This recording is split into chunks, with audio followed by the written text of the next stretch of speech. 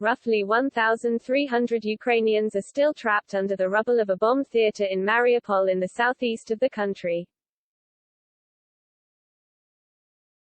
However, one Ukrainian politician warned that without the rescue services to save them, they were buried alive, destined to die down there. The shocking news comes days after the theater was first hit by a Russian airstrike on Wednesday. Ukrainian human rights ombudswoman Lyudmila Denisova said today that so far 130 people had been rescued from the rubble. In a televised address she said that rescue work was ongoing. Serhiy Taruta, a Ukrainian politician, confirmed this and said hundreds remained unaccounted for. He added that they cannot be evacuated because the rescue services in the city had been decimated by Russian forces.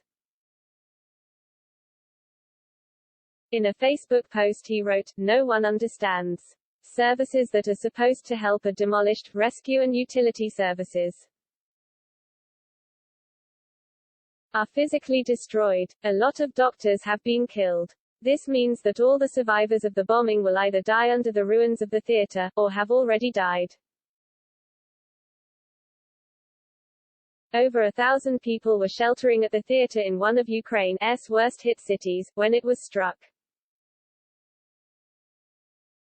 Over 350,000 Ukrainian remains in the besieged city, surviving Russian bombing attacks, officials have said.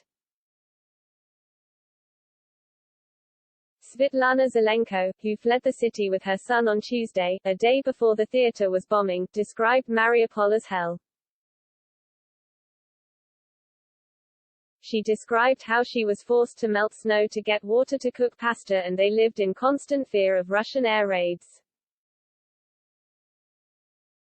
She spent some of her last days in the city sheltering in a school, and described the moment a woman was wounded during a bombing, when shrapnel hit her hip. She said, she was lying on the first floor of the high school all night and prayed for poison so that she would not feel pain. She was taken by the Red Cross within a day. I pray to God she is well. Many in Mariupol are without food or medicine with humanitarian corridors being shelled by Russian forces. Ms. Zelenko added, the dead are not taken out. Police recommend to the relatives of those who died of a natural death, to open the windows and lay the bodies on the balcony. I know you think you understand, but you will never understand unless you were there. The bombed theater had the words "children" written in Russian in front and behind it, to try and warn off Russian bombers and missile strikes to the vulnerable inside. However, Putin's forces still laid waste to the shelter in a merciless attack that has characterized Moscow's approach as their invasion continues to stutter and make little progress. Only today, a Russian missile struck an airport near the western city of Lviv, where hundreds of thousands had found refuge from the Russian forces.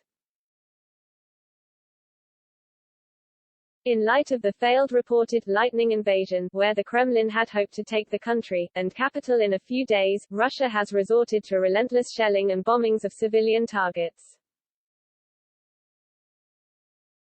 However, today, in a Ministry of Defense intelligence update, they confirmed that across this week Russia had made little progress, in spite of its ruthless air raids. This was in part due to fierce Ukrainian opposition which has killed 4 Russian generals and over a dozen leading officers in 3 weeks of fighting. U.S. President Joe Biden is due to speak to Chinese President Xi Jinping at 1 p.m. this afternoon. This meeting will be held in hope to bring one of the two powers yet to denounce Russia, on side with the West. India is the only other power yet to publicly condemn Putin or Russia. Despite reports that Russia had been begging China for military aid and assistance to sidestep aid, recent noises from the Eastern power has suggested it does not want to be tied to Putin and his oligarchic mafia state. Since the start of the invasion, more than 3.2 million people have been forced to flee their homes and leave Ukraine. As of today, the United Nations Human Rights Commission said that 3,270,662 people had left the country.